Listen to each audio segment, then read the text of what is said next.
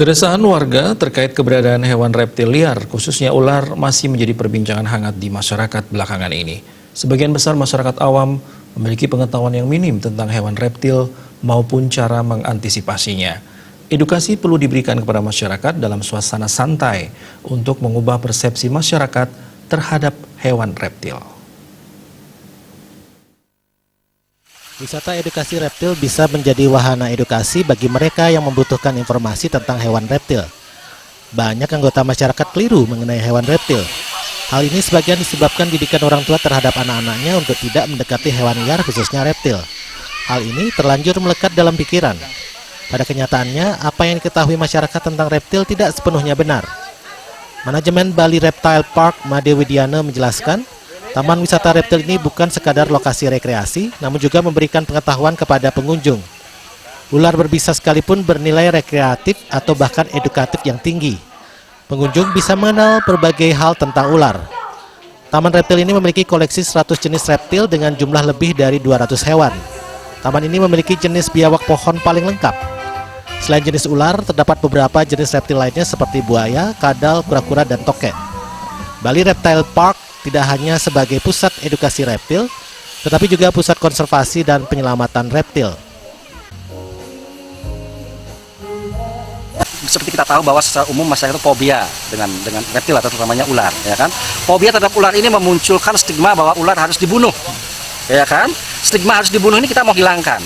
Sehingga kita mau edukasi masyarakat bahwa reptil itu, tidak semua reptil itu berbisa, ya kan? Dari seluruh reptil yang ada di dunia, hanya 30% saja yang berbisa, ya kan?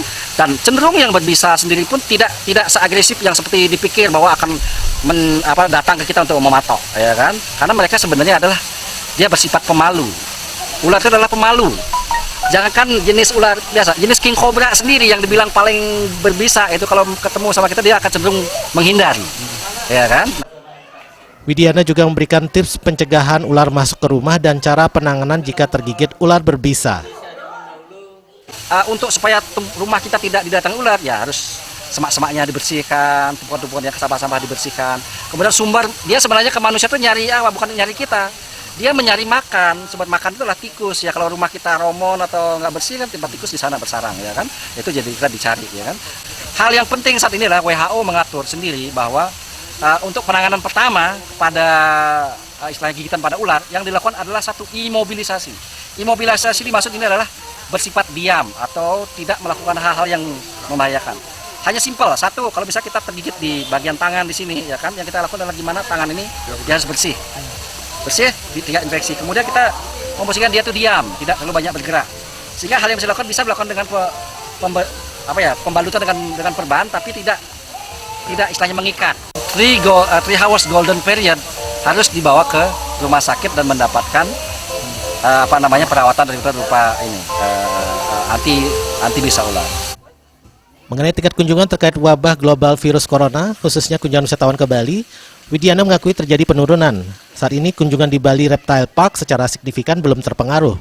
Untuk jangka panjang, pihaknya akan melakukan antisipasi dan melakukan pembenahan kembali.